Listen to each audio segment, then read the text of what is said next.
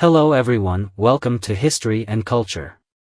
In ancient feudal China, many dynasties experienced wars and foreign invasions. The Northern Song dynasty, often referred to as a weak dynasty, quickly fell to the mighty military pressure of the Jin Empire. The Jin cavalry broke through the defense lines, and the capital of the Northern Song soon fell. Ultimately, Emperor Huizong and Emperor Qianlong of Song were captured and forced to endure long-term imprisonment and various tortures. It is said that the Jin people had a particularly cruel punishment for war prisoners called the sheep-leading ceremony. This punishment was not only applied to ordinary soldiers but even some royal relatives of the Song dynasty were not spared. So, what exactly was the sheep-leading ceremony? Why did many women choose to end their lives after enduring this treatment? According to related historians, the sheep-leading ceremony appeared during the fall of the Northern Song when the Jin Empire captured figures such as Emperor Huizong of Song. The ceremony initially served as a surrender ritual by the Jin Empire. But its roots were not entirely from the Jin people. It had a deeper cultural background. In ancient China, leading a sheep symbolized control over livestock. Compared to cattle, sheep had a lower status in ancient Chinese society because cattle were useful for farming, while sheep were just ordinary livestock without special value. Thus, leading a sheep gradually became a symbol of subjugation. The records of the grand historian, Shiji, records. Left leads the sheep, right holds the reed. Kneel and walk forward to report. From this passage, it is clear that leading a sheep represented submission and compliance. The sheep-leading ceremony by the Jin Empire was even more insulting. Prisoners were forced to strip off their clothes, bare their upper bodies, and wear sheepskin. A rope was tied around their necks. And they were dragged along like sheep, resembling livestock, losing the dignity that every human being should possess. This humiliating ritual was not only a physical oppression but also a mental devastation. It symbolized that the captives had completely surrendered to the enemy, as if they were domesticated animals, subject to the will of others. This behavior was considered a great insult in ancient Chinese culture, as Confucianism emphasizes that a man may be killed, but not humiliated, meaning that a person's dignity should never be trampled upon. Some historical records mention that toward the end of the Northern Song dynasty, despite the Song dynasty's strong economy, it could not escape the invasion of the Jin Empire. The Jin was a nomadic empire, and the Northern Song, like a piece of shining gold, was something the Jin people desired to possess. Moreover, the Northern Song's preference for culture over military affairs resulted in an army that lacked combat strength, especially when facing the Jin Empire, which had insufficient military preparation and courage. This inability to respond effectively led to the Northern Song's eventual humiliation. After the Jin Empire breached the Northern Song's defenses, Emperor Huizong and many other royal relatives were captured. The Jin people not only plundered their wealth but also forcibly imposed the highly insulting sheep-leading ceremony upon them. This meant that the Jin dynasty had not only defeated the enemy but also destroyed their spirit and dignity. For the Song dynasty nobles who underwent this ritual, the humiliation was an almost unbearable burden, and many lost the will to live, choosing to end their lives as an expression of resistance to such endless disgrace. Other historical records also mention, the shame of Jinkang has yet to be avenged. This phrase, from Yu Fei's Man Jiang Hong, expresses the anger and helplessness of the famous general Yu Fei over the fall of the Northern Song. And it allows us to feel the gravity and irreversible sadness of the situation at that time. The Northern Song made a strategic error in foreign diplomacy by blindly forming an alliance with the Jin dynasty to attack the Liao kingdom. Although the Liao was ultimately destroyed, the Jin dynasty quickly rose to power in the north, growing stronger by the day, which filled the future of the Song dynasty with hidden dangers. After the Jin annexed the Liao, they gradually became the dominant power in the north. Clearly unwilling to spare the northern Song. After the fall of the Liao, although the Jin and Song signed an agreement, there was no real alliance between them. In 1125, Jin leader Wanyan Zonghan believed the northern Song had breached the agreement and decided to launch an attack. In 1126, the Jin army successfully crossed the Yellow River and marched straight towards Bianjing, ultimately capturing Emperor Huizong and Emperor Qianlong in the same year, marking the inevitable demise of the northern Song. So, why were there two emperors? It turned out that Emperor Huizong, seeing the deteriorating national situation, voluntarily abdicated in favor of his son, Emperor Qianlong. However, this did not change the fate of the northern Song, which was on the verge of collapse. After Emperor Qianlong ascended to the throne, he made attempts, but he was still unable to change the nation's precarious situation.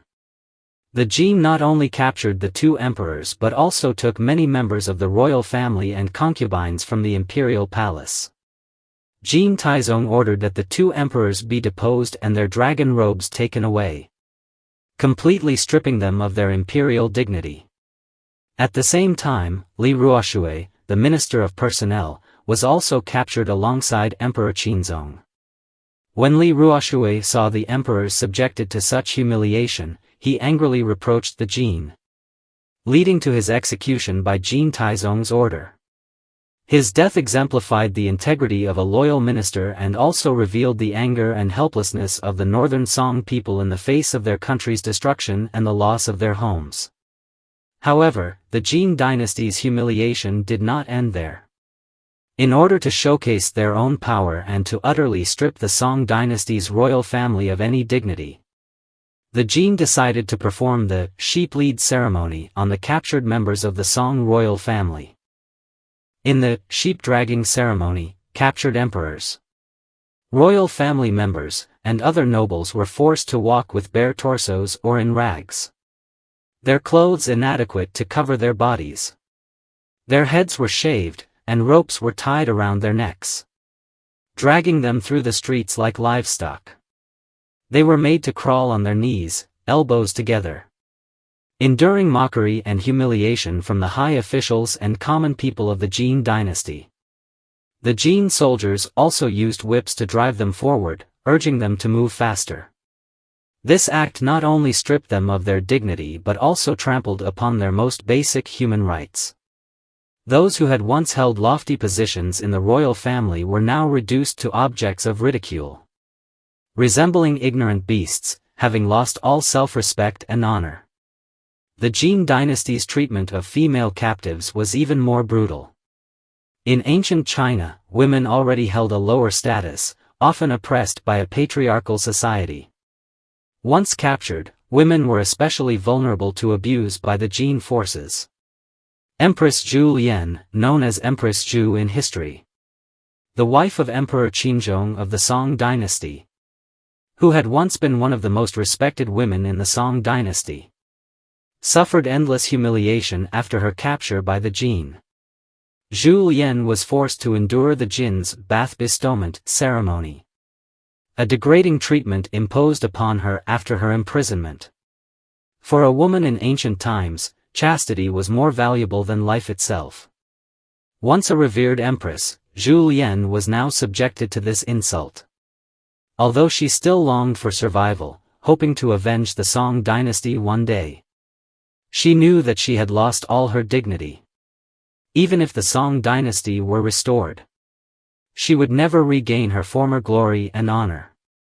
Unable to bear the Jin's humiliation, Zhu Lian chose to end her life. Her first suicide attempt failed, and she was saved by others.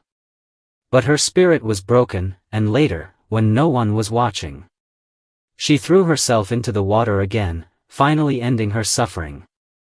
Empress Huizong's daughter, Princess Mauda, was targeted by Jin Prince Wanyan Zongwang during the Jingkong incident. At the time, Princess Mauda was married and had a family.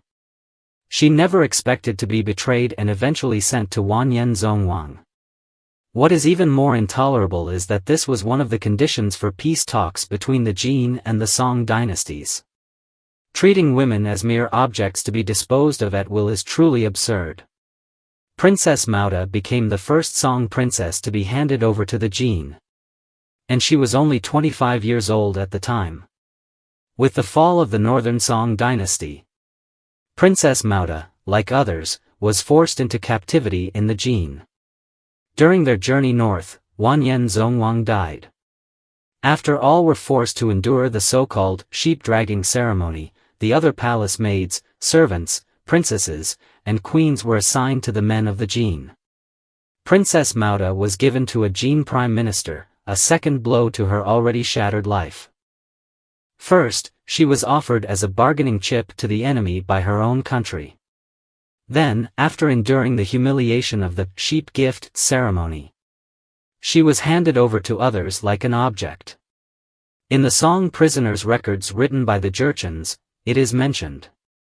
Fu Jin, in the 6th year of the Tianhui era, passed away in Wushir village in August. Fu Jin was the name of Empress Mauda. Later, people speculated that she died in the Jurchen camp, perhaps because she could not bear the humiliation of the sheep gift ceremony and chose to end her life. So, why would a woman choose to commit suicide after enduring the sheep gift ceremony? Perhaps the answer lies in the fact that, deep down, she still valued her reputation and dignity and could not endure such profound humiliation. Faced with this disgrace, the only way for her to express her resolve and unyielding spirit was through death. And it wasn't just women. Many others in similar predicaments chose the same tragic end. According to relevant historians, in feudal society, Confucianism, which became the main ideology for governance during the reign of Emperor Wu of Han, increasingly confined women with its teachings on the 3 bonds and 5 constants. In the Warring States period, however, the prevailing views were different from those later on. At that time, women who were married and had children were considered more worthy of being taken as wives because it meant they were healthy, had experienced childbirth, and were free from illness or disaster. Even rulers would choose such women as wives. Widows remarrying was also seen as a normal thing. And this view persisted until the Sui and Tang dynasties. However, by the Song dynasty, society's expectations of women's chastity reached their peak. Women's rights were greatly restricted. And this phenomenon seemed closely related to the centralization of power and the stability of the social structure at the time. The Confucian ideas of the 3 bonds and 5 constants further reinforced the constraints on women. According to this ideology, a woman had to obey her father at home, depend on her husband after marriage, and follow her son after her husband's death. In such a social environment, women's personal value was completely disregarded. They were more like appendages to men. A woman's entire life revolved around supporting her husband, educating children, and continuing the family line. In this male-dominated cultural backdrop, a woman's chastity was considered the most important aspect. Her social status and familial value were almost entirely based on whether she could maintain her chastity. The miscellaneous records of Bamboo Leaf Pavilion from the Qing dynasty records a story. A woman was swept into the river by a flood. And just as she was about to drown, a man reached out to save her. However, the woman did not express gratitude. Instead, she began crying loudly, saying that her chastity had been tainted by the man's touch. She believed that her arm had been held, which meant she had lost her chastity, so she cut off her arm with a knife. But even then, she could not relieve herself of the shame, and ultimately chose to drown herself. Although this story seems extreme, it vividly reflects how much ancient Chinese women valued their chastity, far more than modern views on bodily harm. For them, maintaining chastity was not just about personal honor. It directly impacted their social status and identity. This is the History and Culture Channel. Liking and subscribing are the greatest help and support to us. Thank you everyone and see you in the next time.